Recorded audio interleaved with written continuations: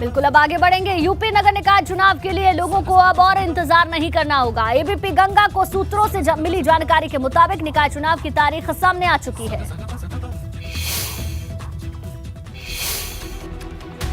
हालांकि अभी इस पर फाइनल मोहर लगना बाकी है।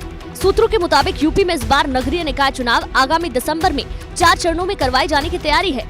राज्य चुनाव आयोग दिसंबर के महीने में ही चुनाव संपन्न करवा लेने की तैयारी कर रहा है। चुनाव आयोग के सूत्रों की माने तो इन चुनावों की मतगणना जनवरी के पहले हफ्ते में होगी और जनवरी में ही चुनाव परिणाम घोषित किए जाएंगे। नगर पालिका चुनावों के लिए यूपी के जिला प्रशासन से भी जुड़े लोगों ने मतदाता सूची को दुरुस्त करना शुरू कर दिया है, जिसके लिए डोर टू डोर निरीक्षण किया जा रहा है। भारतीय जनता पार्टी भी निकाय चुनावों के लिए कमर कस चुकी है। कैबिनेट मंत्री धर्मपाल सिंह ने भी फिरोजाबाद में बैठक कर एक वोट पक्का करने की कोशिश की। तो राष्ट्रीय लोकदल भी निकाय चुनाव को लेकर गंभीर है और लगातार बैठक कर रही है। कांग्रेस के प्रांतीय अध्यक्ष अजय राय ने सोमवार को जौनपुर कार्यालय में कार्यकर्ताओं के साथ बैठक कर स्थानीय निकाय चुनाव की रणनीति पर चर्चा की। मुख्यमंत्री योगी आदित्यनाथ ने नोएडा में 5,000 करोड़ की लागत से तैयार पहला डेटा सेंटर पार्क का उद्घाटन कर दिया है। इस डाटा सेंटर में देश के करीब 60% लोगों के सोशल मीडिया का डाटा सुरक्षित रखा जाएगा। साथ ही बैंकिंग, व्यापार, स्वास्थ्य सेवा, यात्रा संबंधित अन्य डाटा भी यहां सुरक्षित होंगे। इस मौके पर उनके साथ औद्योगिक विकास मंत्री नंद गोपाल नंदी, विधायक धीरेन्द्र सिंह और तेजपाल नागर मौजूद रहे। यहाँ उत्तर प्रदेश सरकार और हीरा नंदानी ग्रुप के बीच MOU साइन किया गया। करीब 3 लाख स्क्वायर फीट परिसर में फैले इस डेटा सेंटर पार्क की बिल्डिंग को योटा D1 नाम दिया गया है। इस एक डेटा सेंटर बिल्डिंग की कुल क्षमता 5,000 सर्वर रैक की है।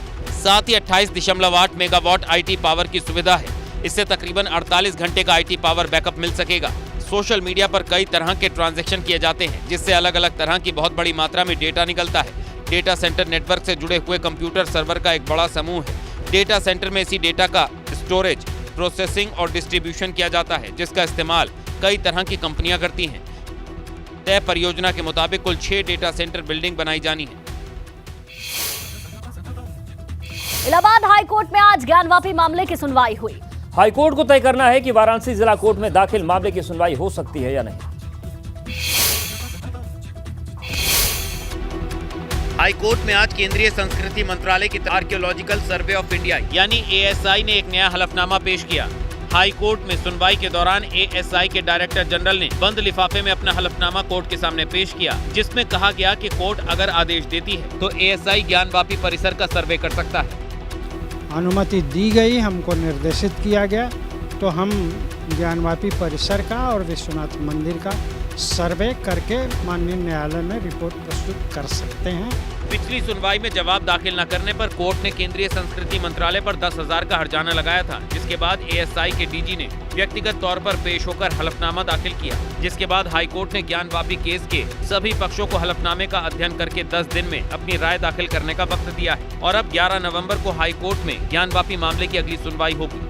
हिंदू पक्ष का मानना है कि जब अदालत ने आदेश दे दिया है, ASI सर्वे के लिए तैयार है, तो अब सर्वेक्षण के काम में कतई देरी नहीं होनी चाहिए।